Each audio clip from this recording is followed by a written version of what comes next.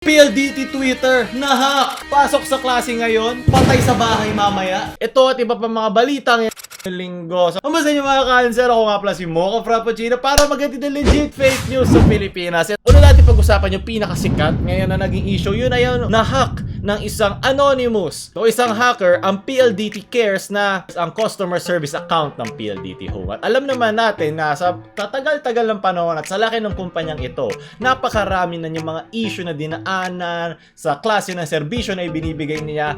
They are working with Twitter first to shut down the account and then do an audit. Ang problema lang daw ay yung Twitter account at hindi yung PLDT network. Marami, buti na lang pinaalala mo. Muntik ako na makalimutan eh. Natuwa ang mga netizens sa nangyari. Gumawa siya ng mga memes. So, tignan natin yung mga memes bago natin pag-usapan ito. From Ninard, kaya natagalan. Inabot ata sila ng ilang oras lang naman. Nabawi agad nila. Pero diba, marami nang naka-screenshot dahil maraming Pilipino nakatitig lang sa screen nila. From Brett and yes, nakakagaan ng loob, diba? Naalala ko siya yung nagalit sa Globe, pinagmumura niya ng paulit-ulit. Kung nasan ka man ngayon, alam ko, masayang-masaya ka, kuya. Nakakasama ng loob. Maraming salamat. From Mark Zone, a cyber terrorist group. PLG next week Globe. Ayun, ginawa ko din yung tunog nung letra. Hindi na kailangan ma-hack ng Globe kung sila mismo ay hawak ng mga boomer na hindi alam yung mga pinipindot. Konektado yun doon sa opinion natin mamaya. So, mamaya. Sunod, bago tayo ma-hack. From Dwayne. Slow internet, PLDT Home. Hindi yan sapat. Boy pa si Kaiba, ha? PLDT tumayo kayo mga deep web hackers ng Pilipinas sa Kobya. Gusto mo hack ka namin, ha? Huwag ka magmayamang sa internet. Meron ako mga hacker kami. Nauna pa ako nag-hack bago ako matuli. Huwag niyo ako i-hack, please. Joke lang yon. Abnoynimous. From Enzo. Oo na, mabagal na PLDT pero wala namang kayong internet. Bakit ba? Gusto ko rin mag-bandwagon sa galit eh. Ano ba? This meme was made by Data Cellular. Leche, sunod. PLDT hack from Ali. Yan ang gusto ko. Hack. Mabuti ang magaling PLDT Cares. Meron ka na rin ambag dito sa channel namin. Sundere ka. PLDT doesn't care pero I care. Baka des.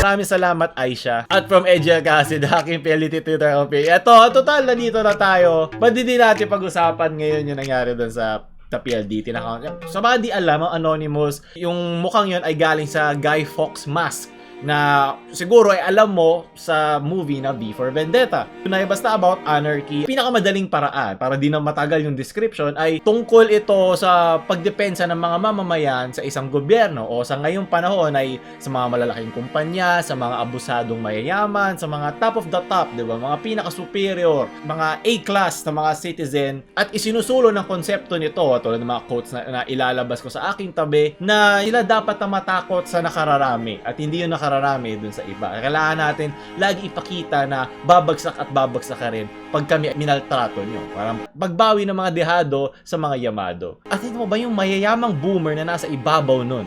Diba? Ay may pake sa isang Twitter account. Mas maiintindihan ko pa kung hinak niya siguro yung bangko ng mga yan. Babawasan ko din ng tig-1 billion yung mga bangko nyo pag hindi nyo pinaganda ang servisyo nyo. Mismo araw rin yun. Dumoble lahat ang data cap, dumoble lahat ang speed dito sa Pilipinas. Pero yung ganong customer representative, ang pinakamasakit na nagawa mo ay binigyan mo ng problema yung mga may hawak nun na hindi naman kasing yaman ng mga tao nagmamay-ari sa PLDT. So ang nangyari, para inatake mo lang o kinalaban mo yung mga kakampi mo. Kinalaban mo tayo na mga nasa ilalim ng mga matataas na yon. Dahil siguro inis na tayo kahit anong klaseng panggagago na lang sa mga ganyang klaseng kumpanya ay masaya-masaya na tayo. Pero sa pangkalawakang pag-obserba mo sa nangyari, parang wala lang yun, parang ganun lang sa pera dito. Ano pakialam ko dyan, bilyon-milyon kinikita ko. Nahack ng ilang oras yung account namin.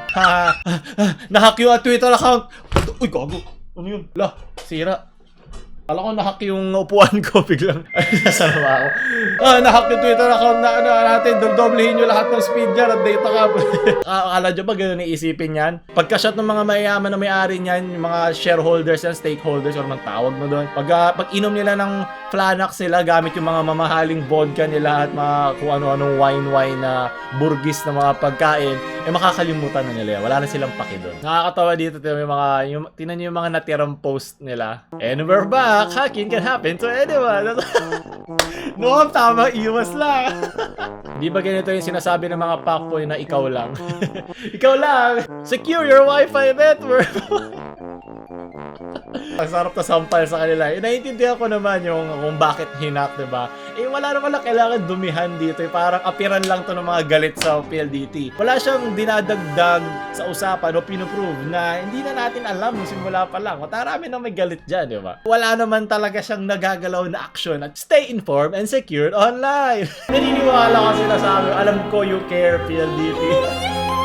Ramdam na ramdam ko. Kaya huwag kayong magalit masyado sa mga customer representatives. Alam ko, siyempre naiinis kayo, siyempre di nababayaran. Pero yung kung mumurahin nyo sila, kung pagtataasan nyo ng boses, hindi yun ang kalaban, hindi nyo dapat binubuhos doon sa mga taong yun, yung galit nyo. Kasi dahil ang trabaho nila ay sumalo ng mga complaints, kahit hindi naman nila kasalanan, kahit hindi naman sila naglalagay nung serbisyong yun sa'yo. Diba? Hindi yun dapat ng inyong kagalitan. O paano ba, anonymous ka lang, hindi ka naman mahilig sa'yo, hindi mo alam itong B4 Vendetta.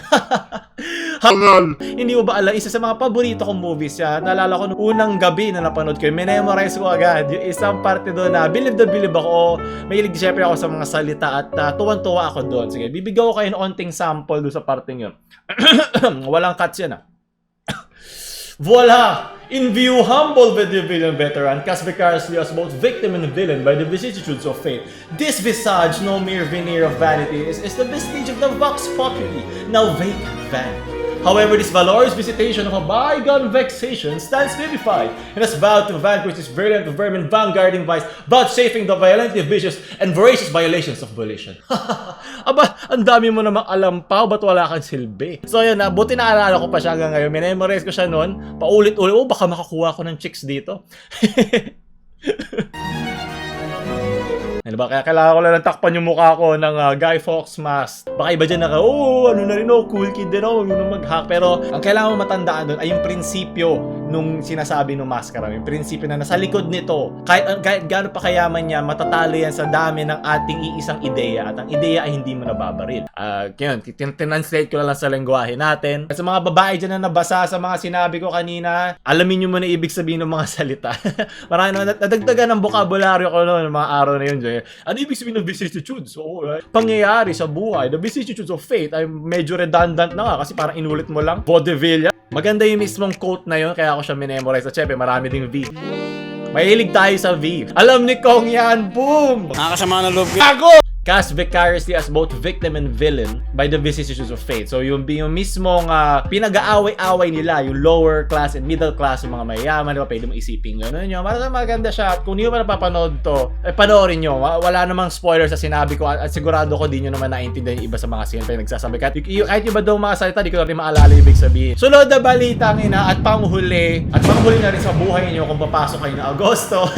Merong bangayan sa pagitan ng kagustuhan ng DepEd at kagustuhan ng gobyerno. Dahil ang gusto ng gobyerno ay wag muna magklase habang wala pang vaccine na nagaganap. Aabutin ng taon yun. Baka next year pa lumabas ang mga estudyante kung gano. At sinabi naman DepEd, ipagpatuloy, diba? Tapusin ang buhay ng mga estudyante. Dahil diba, nung kailan lang, lumabas ang pinakamataas na dami ng confirmed cases sa isang araw. Nakakasama na loob ko. Marami nagsasabi na matagal kasi sila mag-test, mag-run ng test, maka-assess ng mga test. May mga backlogs pa nga daw, may 3,000 plus pa daw na mga backlog na hindi pa dumadagdag do, baka ilang daan pa ron ang dumagdag doon sa 500 plus. Ngayong tumaas yung iisang araw na case natin o throughout sa ating past, ay di mas lalo dapat tayong matakot doon, di ba? Kasi yung dami na yon ay noon pa. Paano pa yung mga nakawaan ng 500 na yun o throughout doon sa panahon hanggang sa ngayon na hindi na backlog? So,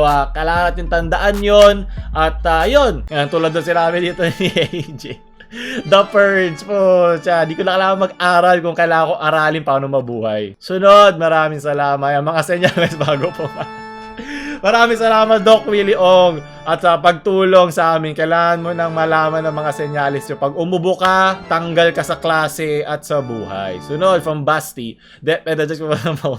Magiging Hunger Games sa mga eskwelahan ngayon. Lagyan nyo na agad ng perimeter yung kantin nyo ha. Magandang vantage point nyo bago nyo barilin iba yung kaklase. At ang panghuling balita ngayon na pala, joke lang yon. UP student, una homegrown. Diba kailangan natin mag-aral? Pero anong kapalit? Ayan, ito ang dalawang maaaring dahilan. Sabi dito ni Lord, ang pangalan pa niya ay Lord, magaling.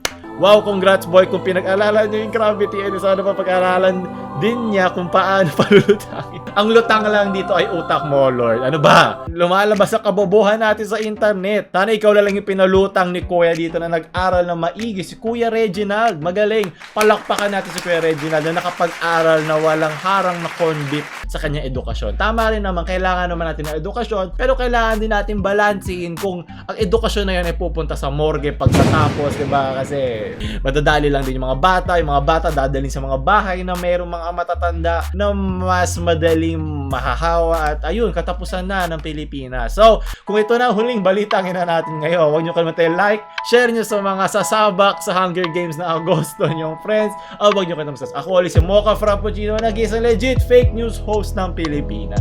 Mocha Frappuccino out.